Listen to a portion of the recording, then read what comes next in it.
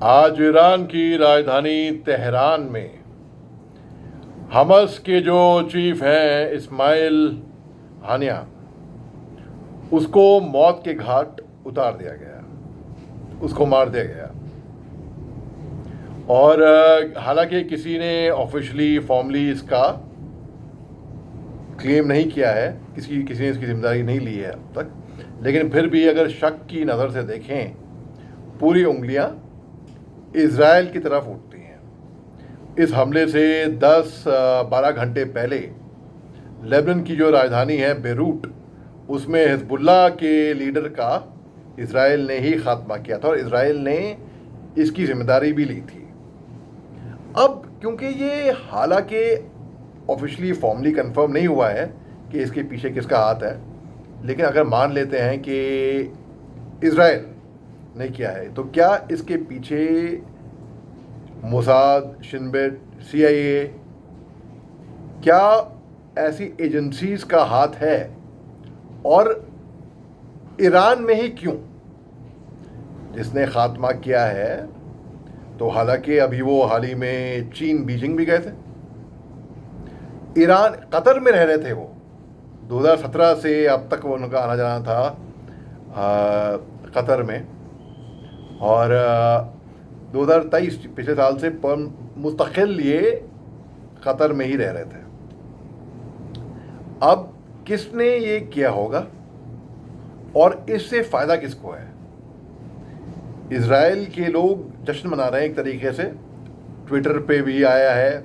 और लेकिन एक बात तय है, देखिए, एक उसामा बिन लादेन को मारने से, बदकिस्मती से मैं कहूँगा, क्या उग्रवाद, आतंकवाद, दहशतगर्दी का खात्मा हो गया?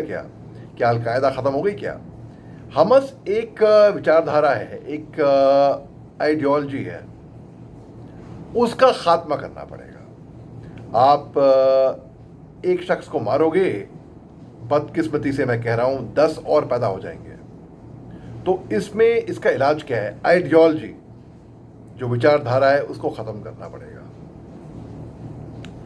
अब ईरान तो जाहिर सी बात है, क्योंकि उनकी राजधानी में हुआ है, वो चुप बैठेगी नहीं। आपको याद होगा सीरिया में तकरीबन मई में सीरिया की एक कंसुलेट पे हमला हुआ था, जो कि इज़राइल ने किया था शायद।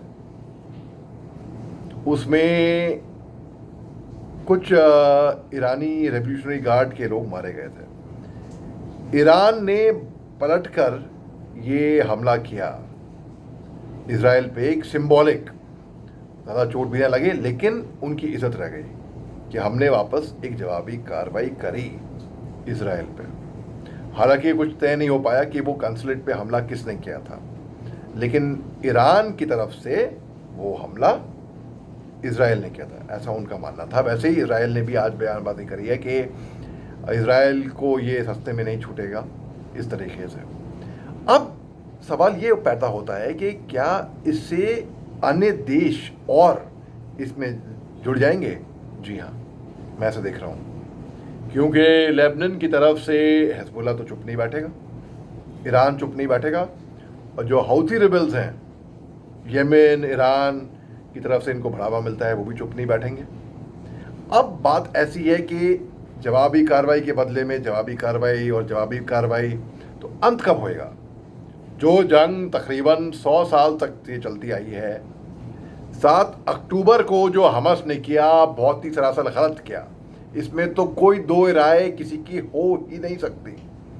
और हमास एक डिक्लेयर्ड टेररिस्ट ऑर्गेनाइजेशन है, UN से, US से, UK से, इज़राइल से, अन्य देशों ने इनको बैन कर रखा है, एक टेररिस्ट का करार दे रखा है। और जो 7 अक्टूबर की घटना थी, वो जाहिर सी बात है, वो एक वैशी, दर्दनाक, दुखद, दिल दिलाने वाली, रूह को कपा देने वाली हरकत थी। तो अब आगे देखते हैं कि अन्य देशों के साथ की इन्वॉल्वमेंट इसमें कैसी रहेगी, और इसके आगे का वक्त बताएगा कि अब आगे क्या होने वाला है।